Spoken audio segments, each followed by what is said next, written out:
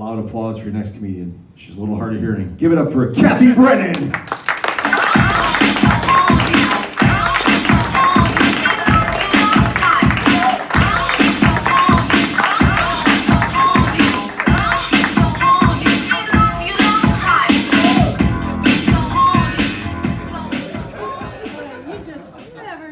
What you're going to run into at an open mic here at Jukebox. I get to follow a fictional bear impersonator with a dad bod. Love it. Have you guys been to Springfield? Not yet. You ought to come over. There's a lot of free stuff to do there. I'm not saying that because I think you need free stuff.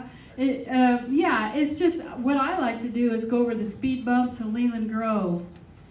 Yeah. No, if you hit a speed bump just right, it could feel pretty good. And you know what? I think they know that in Leland Grove. I mean, why else would they have changed the name of speed bump to speed hump?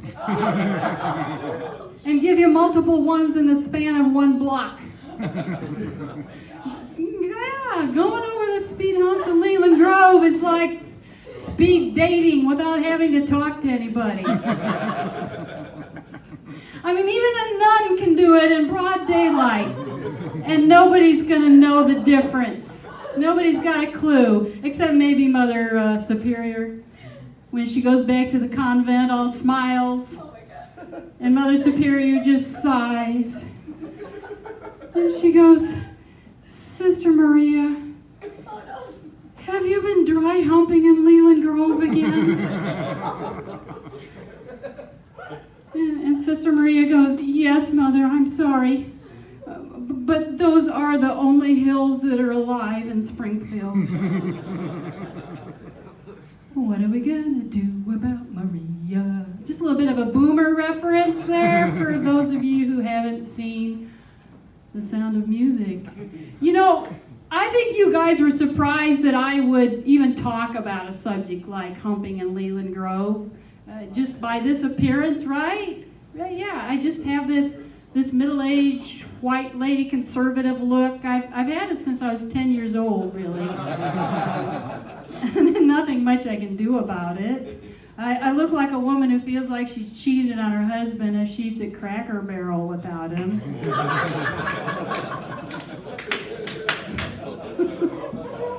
Or drives through Leland Grove a lot. Yeah, really. My idea of taking a risk is sticking a Q-tip in my ear. I try to look a little less conservative. I try to dress up a little more stylish, put on a lot of makeup. I just end up looking like Elizabeth Warren at a wedding in Wisconsin. Not much I can do about that. I went to a meeting, and we had to sit around in a circle, and we all had to say what the last self-help book was that we read. And they all kind of had a religious theme, so the best I could do is say, When Will Jesus Bring the Pork Chops by George Carlin.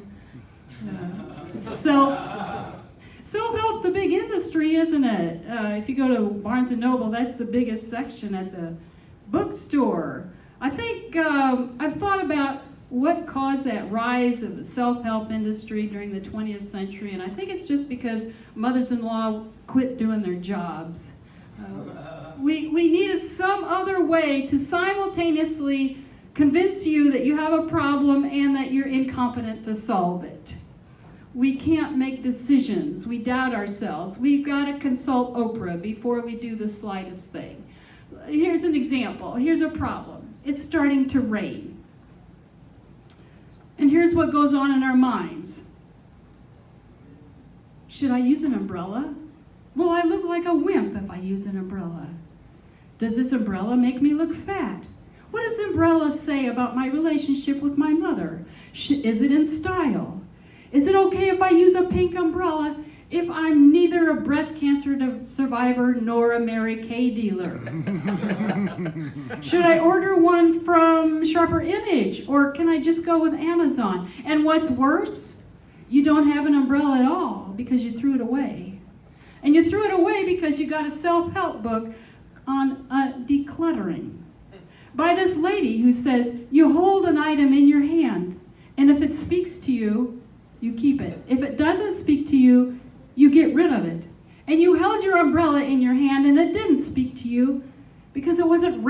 that day, you idiot, and you threw it away.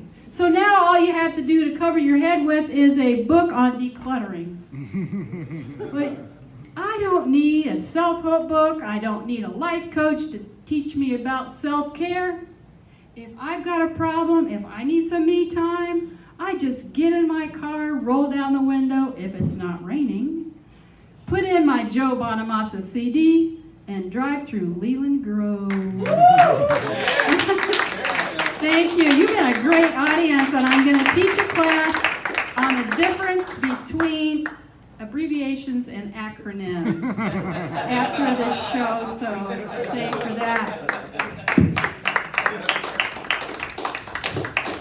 Kathy Brennan, everybody.